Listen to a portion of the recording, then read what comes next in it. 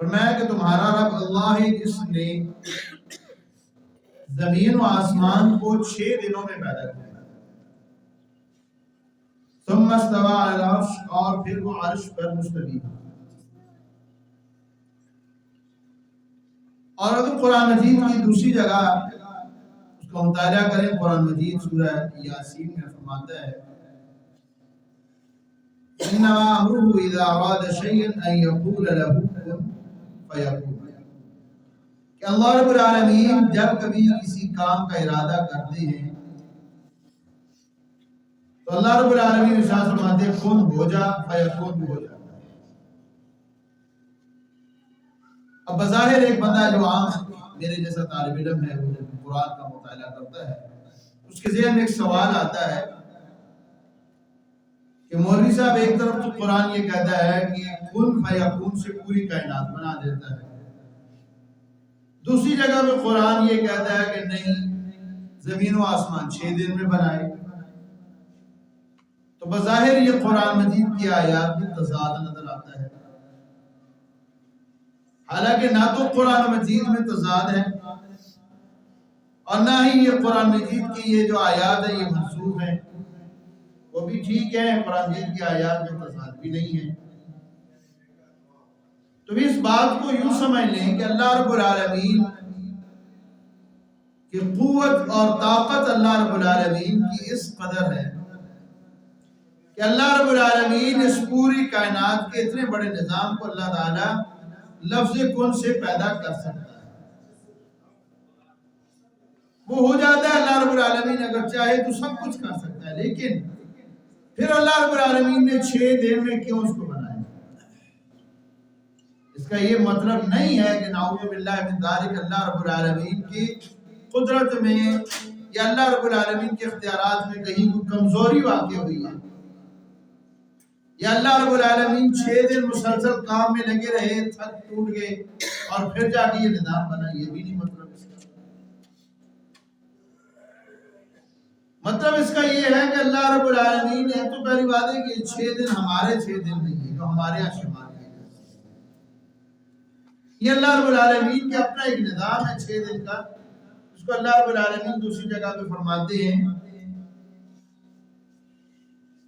وَإِنَّ يَوْمًا عِنْدَ رَبِّكَ كَأَلْفِ سَنَةٍ مِّمَّا تَعُدُّونَ، کہ 1000 سال جس کو تم شمار کرتے ہو، فرمایا تمہارے رب کے ہاں 1 دن ہے۔ اور دوسری بات ہے کہ یہ جو اللہ تعالیٰ نے کائنات کا نظام تدریج بہ تدریج کیا ہے، یہ انسان کو سمجھانے کے لیے کہ جو جو یہ نظام بنتا گیا اللہ رب العالمین کی قدرت ظاہر ہوتی ہے، اور اللہ رب العالمین کے بندے بھی جو اس پر غور کرتے ہیں تو وہ بھی سبحان اللہ الحمدللہ کہنے کے بغیر رہ نہیں سکتے،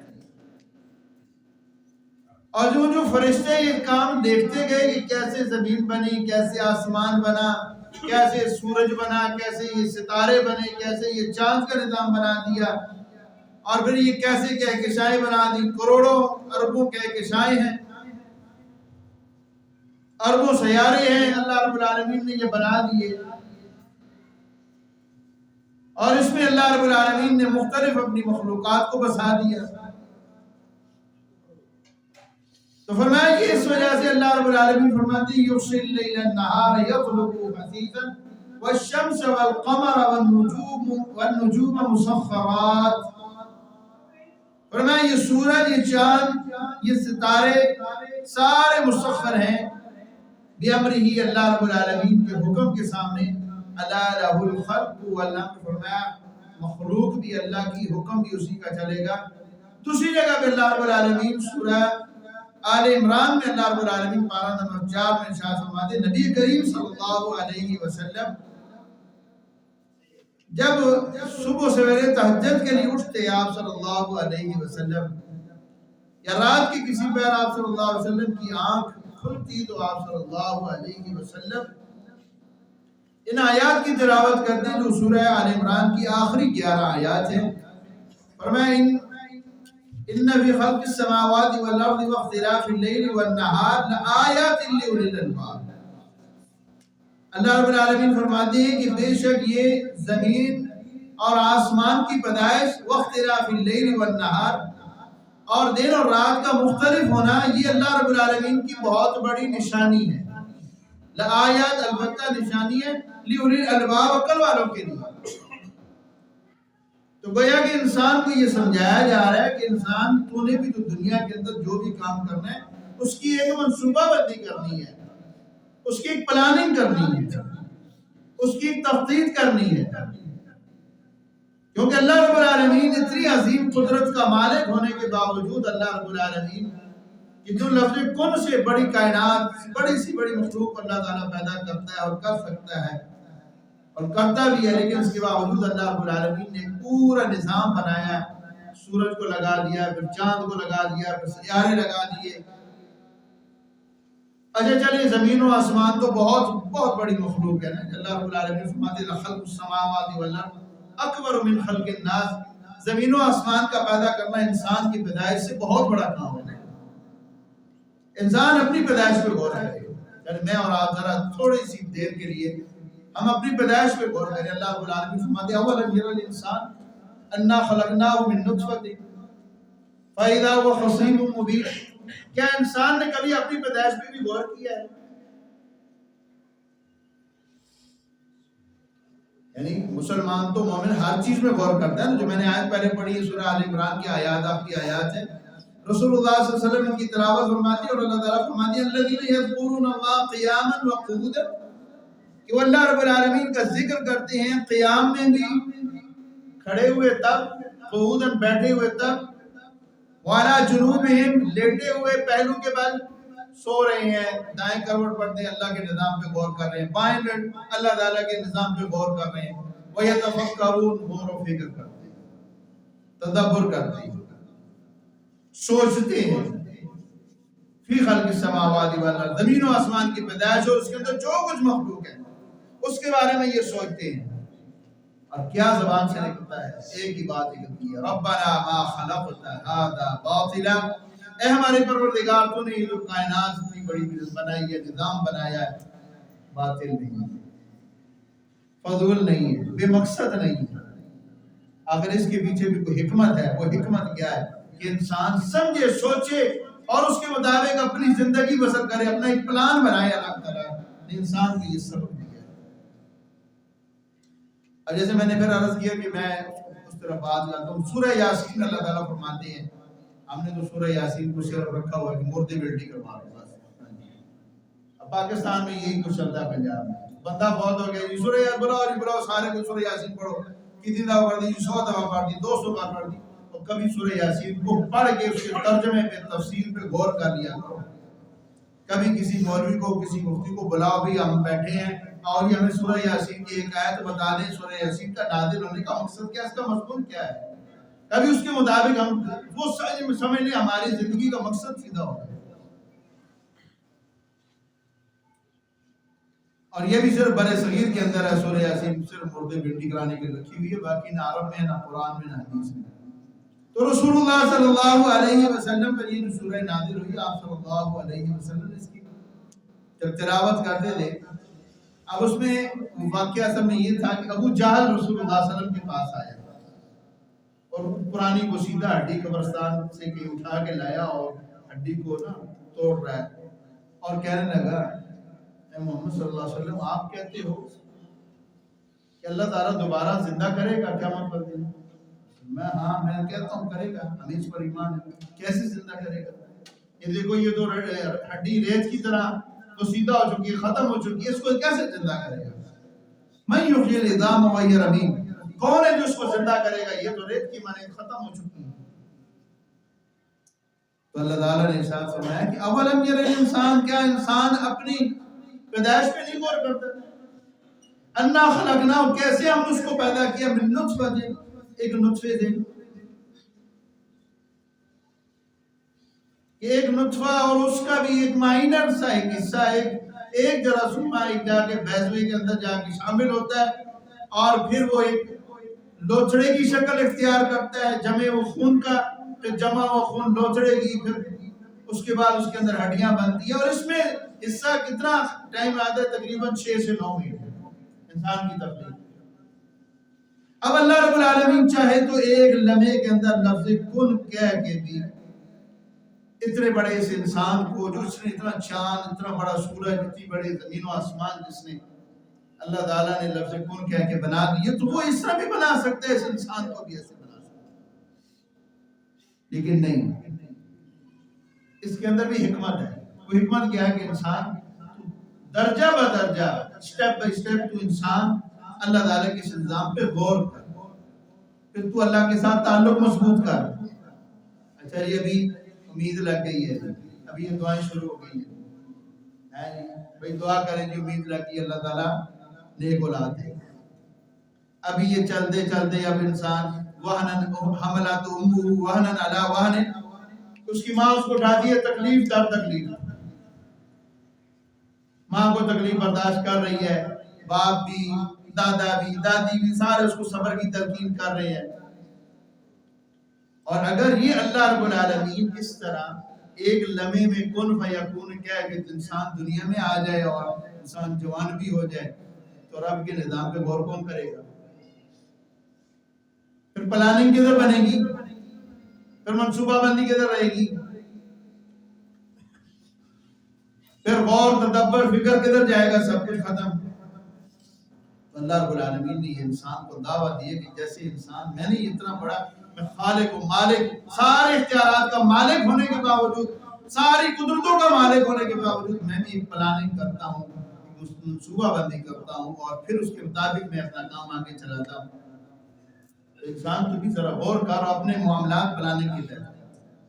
اور جو انسان پلاننگ کرتا ہے یا مستقبل کی منصوبہ بندی کرتا ہے، وہ انسان کبھی بھی ناکام نہیں ہوتا۔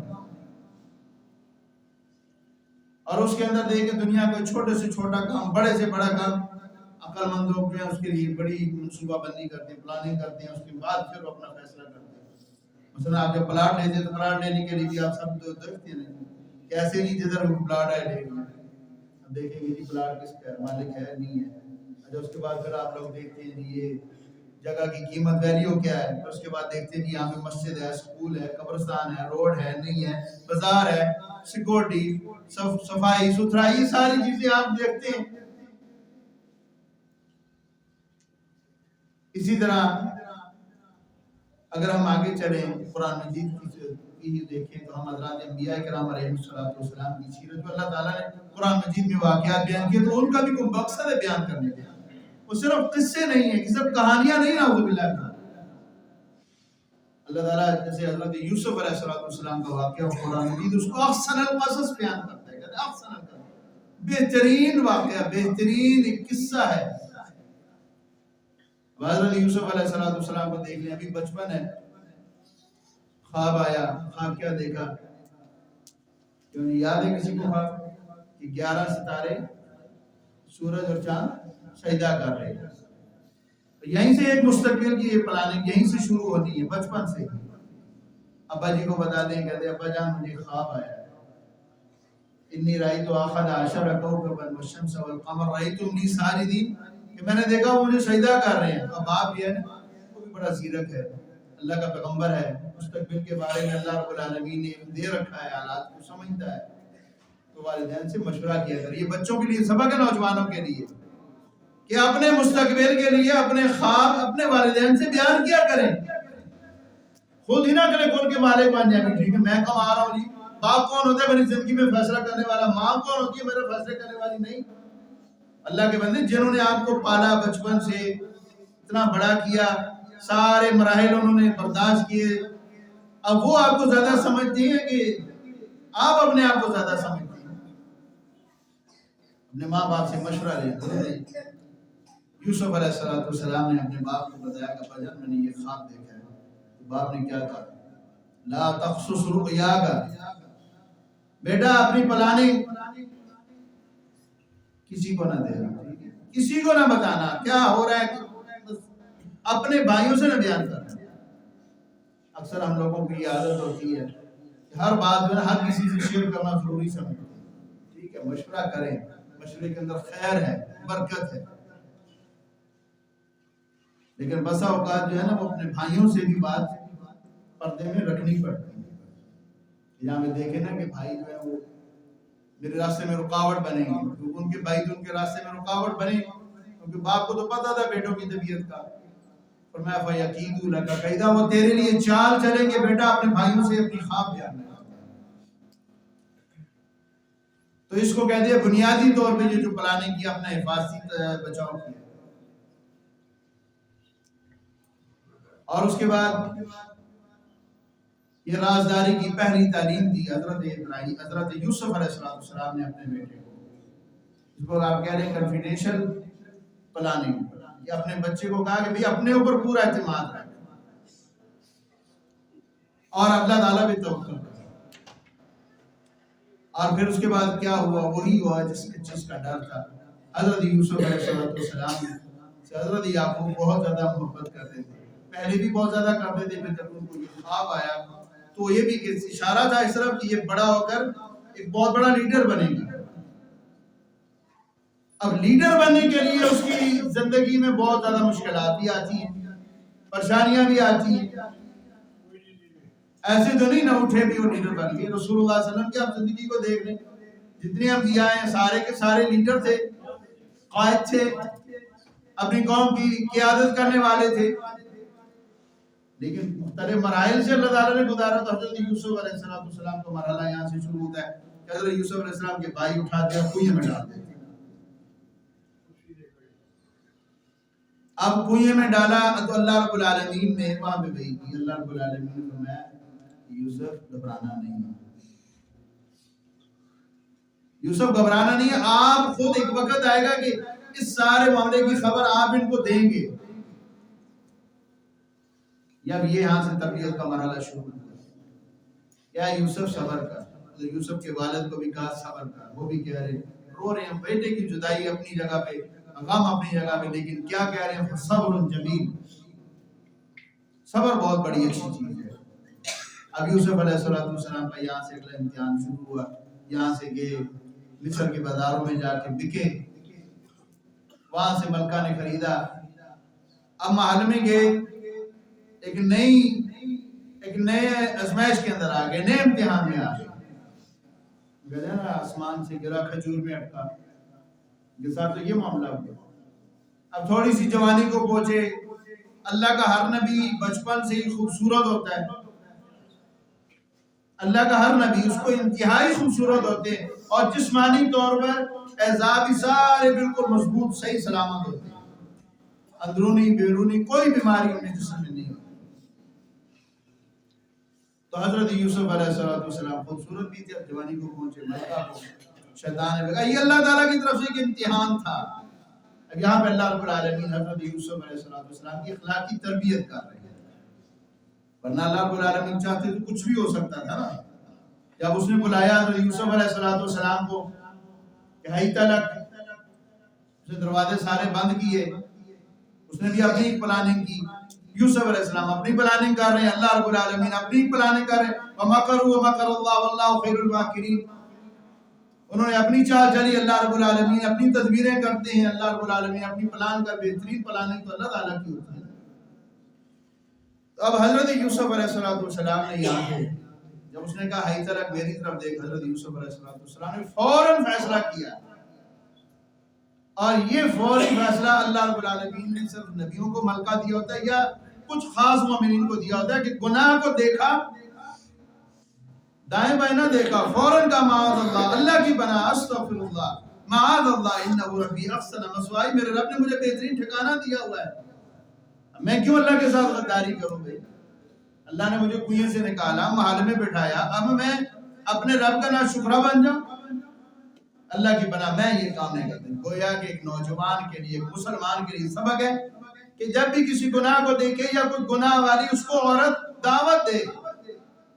یہ چھوٹا سا کام نہیں ہے. رسول اللہ صلی اللہ علیہ وسلم نے فرمایا 7 وہ لوگ ہیں، 5 اور 2 7 وہ خوش قسمت لوگ ہیں. ایک اور حدیث کے اندر 3 اور کا بھی ذکر ہے جو صحیح روایت میں تقریباً 10 تک ملتی ہے. یہ صحیح البخاری اور صحیح مسلم کی حدیث ہے. فرمایا 7 وہ خوش قسمت لوگ ہیں، مرد ہیں جن کو اللہ رب العالمین قیامت والے دن عرش کا سایہ نصیب فرمائیں گے. جس دن کوئی سایہ نہیں ہوگا، کہ جب اس بندے کو کسی ذات جمال و منصب، کسی منصب والی عورت، بازاری عورت نہیں، چکلے والی نہیں، 2 نمبر نہیں، ذات جمال و منصب، خوبصورت ترین عورت، منصب والی عورت، حاکم وقت کی بیوی، عزیز مصر کی بیوی دعوت دے رہی ہے کہ آج وہ دروازے بند ہیں، کوئی دیکھ نہیں رہا، موقع ہے، انجوائے کر لو۔ حضرت یوسف علیہ السلام نے کیا جواب دیا؟ معاذ اللہ، اللہ کی بنا، استغفر اللہ، میں نہیں دیکھ سکتا، دیکھنا بھی گوارا نہیں تھا۔ تو آج کے نوجوان کا، آج کے مسلمان کا بھی یہ کردار ہونا چاہیے کہ جب اس کو کوئی بھی گناہ کی دعوت دے، استغفر اللہ، میں اللہ سے ڈرتا ہوں۔ اور دوسرا کیا کیا؟ صرف یہی کیا؟ نہیں، ساتھ ہی بھاگے، دروازے کی طرف بھاگے۔ اب یوسف علیہ السلام آگے دروازے سے بھاگے بھی، یہاں سے نکلنا بہتر ہے۔ تو محدثین نے اس پہ یہ لکھا ہے کہ جب آپ گناہ کی جگہ پہ گناہ کی دعوت دی جائے تو اللہ تعالیٰ سے ڈرے، اور دوسری پلاننگ یہ ہے کہ آپ وہاں سے بھاگیں، برائی والی جگہ سے نکلیں، چھوڑ دیں اس جگہ کو۔ اب یوسف علیہ السلام اس جگہ کو چھوڑ دیں، یوسف آگے آگے، وہ زلیخا پیچھے پیچھے۔ اب اللہ رب العالمین کی قدرت، اللہ تعالیٰ جب آپ اللہ میں توکل کر لیتے ہیں، اپنے جتنے بھی اسباب بروئے تعالیٰ، پھر اللہ تعالیٰ مدد بھی یوں کرتے ہیں۔ دروازے لاگے، وہ دروازے کھلتے گئے، ایک کھلتا، دوسرا کھلا، تیسرا کھلا، جب آخری دروازے سید الباب، جہاں مین دروازے میں گیٹ میں جب پہنچے تو آگے سے حاکم وقت، وہ آگے سے آیا، یہ کیا ہو چل رہا ہے؟ سمجھا ویسے آپس میں، تو انہوں نے کہا نہیں، آگے سے وہ عورت فوراً پینترا کہہ دی، اس کی کیا سزا ہونی چاہیے؟ قالت ما جزاء من اراد باهلك سوءا، کہ جو تیری گھر والی کے ساتھ بدکاری کا ارادہ کرے اس کی سزا کیا ہونی چاہیے؟ اس کو دردناک عذاب ملنا چاہیے۔ خود ہی فیصلہ کر دیا، حاکم کے فیصلے کا انتظار بھی نہیں کیا، یا کہتے اس کو جیل میں ڈال دو یا دردناک عذاب دے دو۔ اب یوسف علیہ السلام کی یہاں پہ اخلاقی فتح ہوئی۔ حضرت یوسف علیہ السلام نے کوئی شور نہیں مچایا، فوراً اپنی صفائی نہیں دی، اللہ پہ توکل، اللہ پہ چھوڑ دیا، اور جو دنیا کا نظام ہے، شہادت کا نظام ہے، گواہی کا نظام ہے، اس پہ اعتماد کیا۔ تو جب آپ دل سے مخلص ہوتے ہیں، اللہ پہ توکل کرتے ہیں، اللہ رب العالمین ضرور آپ کے لیے کوئی نہ کوئی راہ نکال دیتے ہیں۔ وَمَن يَتَوَكَّلْ عَلَى اللَّهِ فَهُوَ حَسْبُهُ وَمَن يَتَّقِ اللَّهَ يَجْعَل لَّهُ مَخْرَجًا۔ اللہ تعالیٰ قرآن میں فرماتے ہیں جب اللہ تعالیٰ بھی آپ تقویٰ کر لیتے ہیں، اللہ کا تقویٰ آپ کے دل میں آ جاتا ہے، اللہ تعالیٰ آپ کو پریشانیوں سے نکال دیتا ہے۔ پریشانی آتی ہے لیکن آپ اس میں سے بڑی صفائی کے ساتھ نکل جاتے ہیں۔ اب یہ تھوڑی پریشانی کہ وقت کا نبی ہے اور اس کے اوپر الزام لگ رہا ہے۔ تو حضرت یوسف علیہ السلام کی وہیں پہ پھر ان کو شاہد شاہد من اہلہا، ایک گھر والے نے، گھر سے کسی نے گواہی دی کہ اگر تو قمیص پیچھے سے پھٹی ہوئی ہے پھر زلیخا مجرم ہے، اور اگر سامنے سے قمیص پھٹی ہوئی ہے تو پھر یوسف مجرم ہے۔ اور دیکھی گئی تو قمیص پیچھے سے پھٹی ہوئی، پھر یوسف بھاگے، اسے پیچھے سے قمیص کو پکڑ کے کھینچا۔ تو یہ ایک اخلاقی پلاننگ تھی کہ بھئی مستقبل میں آپ نے ایک لیڈر بننا ہے تو ابھی سے اپنا کردار درست کرو۔ تو جو لوگ اپنا بچپن سے اپنے یہ چیزیں سوچ رہتے ہیں نا، شروع سے اپنی چیزیں سوچ رہتے ہیں، ان کو کبھی بھی دنیا کی زندگی میں کبھی رسوائی کا سامنا نہیں کرنا پڑتا۔ تو مقصد ہمارا موضوع یہی تھا کہ آج کی کہ ہر قسم کی ہمیں مستقبل کے لیے پلاننگ کرنی ہے، اور یہ قرآن و حدیث اور سنت نبی کے عین مطابق ہے۔ اللہ کے انبیاء، اللہ تعالیٰ کے نبیوں کی سنت رہی ہے، انبیاء کی سنت رہی ہے۔ پھر آگے چلیں، حضرت یوسف علیہ السلام پھر دیکھا کہ یہ ابھی تک میرا پیچھا نہیں چھوڑ رہی۔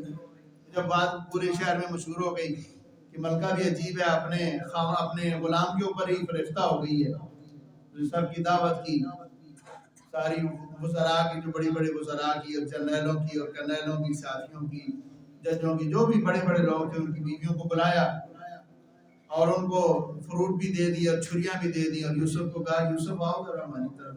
اب یوسف نکلے تو وہ یوسف کو دیکھتی ہی رہ گئی۔